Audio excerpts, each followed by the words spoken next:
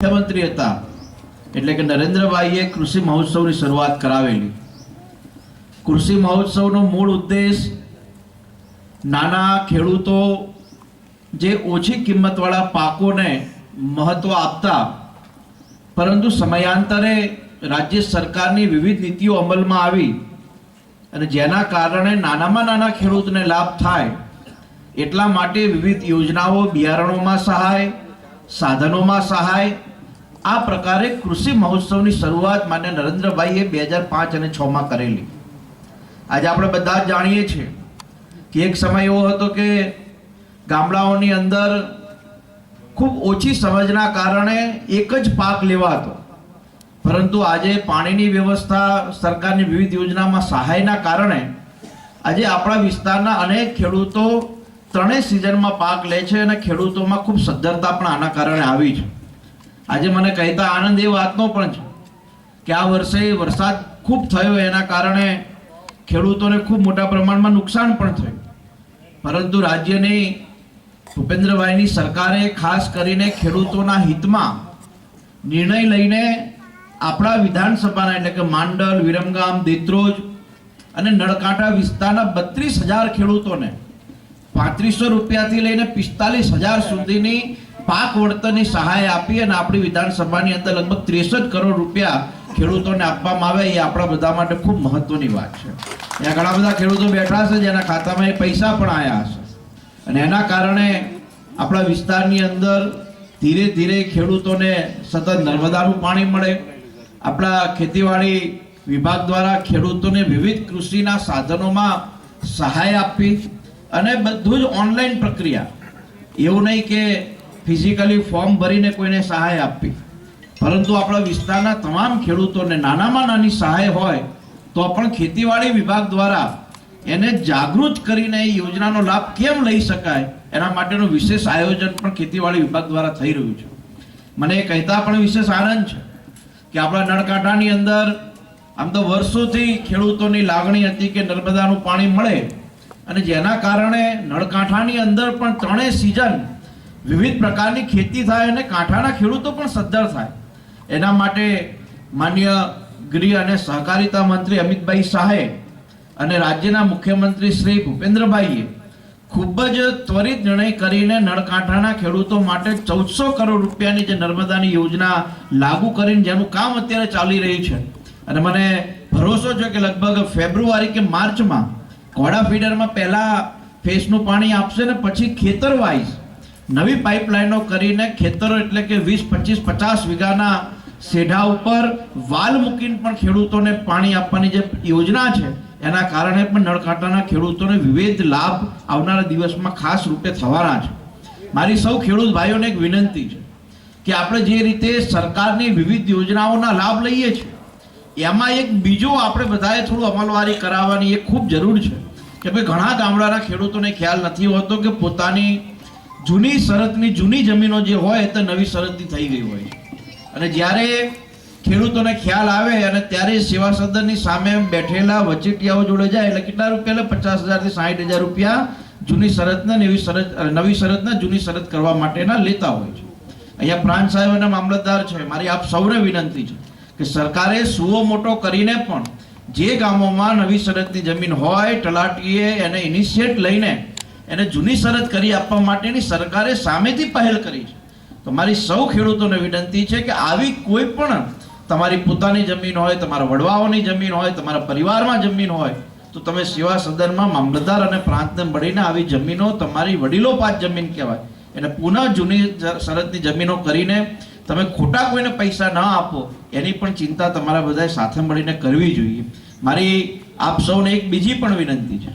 કે માન્ય ભૂપેન્દ્રભાઈના નેતૃત્વમાં, રાજ્યની ભાજપ સરકારના નેતૃત્વમાં ખેડૂતોને સ્પષ્ટ અને સીધી યોજનાનો લાભ મળે એના માટેના પણ પ્રયાસો થતા હોય છે। ત્યાં ગ્રામ સેવકો હોય છે, મારી સૌ ગ્રામ સેવકોને વિનંતી છે કે જે પણ કાંઈ યોજના રાજ્ય સરકારની સીધી ખેડૂત સુધી પહોંચાડવાની હોય એમાં વચેટિયાઓને દૂર કરીને સીધા ખેડૂતોને લાભ મળે એના માટેનું પણ આયોજન સૌ ગ્રામ સેવકોએ ખેડૂતોને સાથે રાખીને કરવું જોઈએ। મારે સૌ ગ્રામ સેવકોની એ કામગીરીને બિરદાવી પણ છે કે આ વખતે જ્યારે ખેડૂતોને વળતર આપવાની વાત હતી તો ગ્રામ સેવકોએ ખેતીવાડી વિભાગની જોડે સંકલન કરીને સીધા ગામમાં જઈને ખેડૂતોના ફોર્મ ભર્યા અને એના કારણે આપણી વિધાનસભાના 32,000 ખેડૂતોને આપણે લાભ આ વખતે આપી શક્યા છીએ. આ નાની અમથી વાત નથી. અત્યાર સુધી તમે બધા જાણો છો ઘણીવાર પાકને નુકસાન થતું હતું, એક વખત યોજનાનો લાભ આપણી વિરમગામ વિધાનસભાને નહોતો મળતો, પણ તમારા બધાના આશીર્વાદથી આજે આ વિધાનસભાની અંદર નાનામાં નાનો લાભ હોય તો પણ આપણા વિધાનસભાના ખેડૂતોને ને અહીંયાની જનતાને મળે છે. તમારી આપ સૌને વિનંતી છે કે આજે તમે અહીંયા આવ્યા છો તો આ કૃષિ મહોત્સવમાં જે સ્ટોલ લાગ્યા છે ત્યાં તમને પ્રાકૃતિક ખેતીનું પણ જ્ઞાન મળશે. અહીંયા ઘણા બધા હમણાં કૃષિને લગત જે વૈજ્ઞાનિકો છે એ પોતાની વાત તમારા સમક્ષ મૂકશે, તો થોડોક બદલાવ પણ ખેતીમાં થાય. હમણાં અમે થોડા સમય પહેલા જ્યારે નળ કાંટાની યોજનાનું ભૂમિપૂજન કરવા માટે સરકારના વિવિધ અધિકારીઓ આવેલા ત્યારે અમને ખૂબ સારી વાત કરી કે નળ કાંટાના ખેડૂતો ડાંગરથી જો થોડા અલગ થાય, ડાંગરની ખેતીથી થોડા બીજી ખેતી તરફ વળે તો જમીન પણ ખતમ ન થઈ જાય. એટલે મારી બધાને વિનંતી છે કે આ સ્ટોલોની તમે મુલાકાત લેશો તો તમને પણ વિસ્તૃત જાણકારી મળશે, જેના કારણે આવનારી પેઢીને આપણે ખેતી પ્રત્યે ખૂબ સઘન બનાવીએ, જાગૃત બનાવીએ. એ દિશામાં તમારા બધાના સહયોગથી આગળ વધીએ એવી આશા રાખું છું. ખેતીને લગતી કોઈ પણ માહિતી, કોઈ પણ કામ તમારે અમારા લગતું હોય તો અમે હંમેશા તમને મદદરૂપ થવાનો પ્રયાસ કરીશું. અહીંયા બધા ખેડૂતો છે, ધ્યાન તમારા બધાના મૂકું કે જે ખેતરે જવા માટેના નાળાઓનો પ્રશ્ન ઘણી જગ્યાએ ખેડૂતોને હોય છે કે ચોમાસું હોય ત્યારે એક ખેતરથી બીજા ખેતરે જવા માટે અથવા રોડથી ખેતર હોય તો પાણીના કારણે ખેડૂતો બિચારા જઈ નથી શકતા.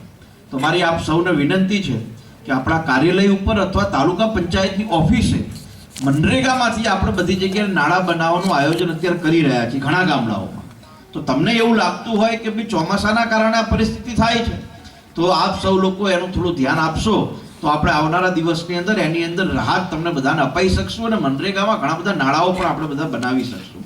બીજું ઘણી જગ્યાએ નેડિયાના રસ્તાઓનો પણ પ્રશ્ન હોય છે. ખેડૂતો કહેતા હોય છે કે ચોમાસામાં તો ખેતર ન જવાય 4 મહિના સુધી. અત્યારે કાંઠામાં તો ઘણા ગામડા એવા છે કે ત્યાં હજુ પાણી ભરાયેલા છે. તો મારી આપ સૌને વિનંતી છે કે એમાં પણ આપણે ધીરે ધીરે પ્રયાસ કરીએ છીએ. હમણાં લગભગ એકાદ વર્ષની અંદર આપણે 9 નેડિયાના રસ્તાઓ પણ મંજૂર કરાયા છે. એમાં તમારા કાંઠાની અંદર આપણે જનરલ આપણે વિરમગામની અંદર વાત કરીએ તો કાંઠાની અંદર હમણાં જ અમે થોરી જાલપુરાના નેડિયાનો રસ્તો એક મંજૂર કર્યો છે. લગભગ 2 ગામના 5 થી 7 હજાર ખેડૂતોને એનો સીધો લાભ થવાનો છે. એવી જ રીતે આપણે વાંસવા બહુચર માતાજીનું મંદિર છે ત્યાં પણ એક નેડિયાનો રસ્તો હમણાં આપણે મંજૂર કરાવ્યો છે. એવી જ રીતે આવનારા દિવસની અંદર વિરમગામ તાલુકાની અંદર આમ તો આખી વિધાનસભાની વાત કરી પણ વિરમગામ તાલુકાની અંદર આપણે લગભગ 42 થી 45 રસ્તા આવનારા 2 વર્ષમાં નેડિયાના મંજૂર થાય અને નેડિયાના રસ્તા ઉપર જઈને તમે ચોમાસામાં પણ ખેતી કરી શકો એ પ્રકારનું આયોજન આપણે ભવિષ્યમાં કરવા માંગીએ છીએ. હું આપ સૌનો હૃદયથી આભાર વ્યક્ત કરું છું કે કૃષિ મહોત્સવને તમે મહત્વપૂર્ણ સમજીને અહીંયા પધાર્યા છો અને આવનારા દિવસની અંદર ખેતીવાડી વિભાગ દ્વારા વધુમાં વધુ લાભ રાજ્ય સરકારના તમને લોકોને મળે અને તમારા સુધી પહોંચે એ દિશામાં પણ આપણે બધા સાથે મળીને કામ કરશું. પુનઃ એકવાર આપ સૌનું હૃદયથી હાર્દિક સ્વાગત કરું છું, આપ સૌનો આભાર પણ વ્યક્ત કરું છું અને ખેતીવાડી વિભાગના સૌ અધિકારીઓને પણ વિનંતી કરું છું કે નાનામાં નાની યોજનાનો લાભ છેવાડાના ગામડામાં બેઠેલા ખેડૂતને મળે એ દિશામાં તમે વધુમાં વધુ કામ કરો અને આપણો તાલુકો, આપણી વિધાનસભા સતત ખેડૂતોને લાભ આપતી વિધાનસભા બને એવો આપણે સૌ સાથે મળીને પ્રયાસ કરીએ. પુનઃ એકવાર આપ સૌનો હૃદયના ભાવથી આભાર. જય હિન્દ, જય ભારત.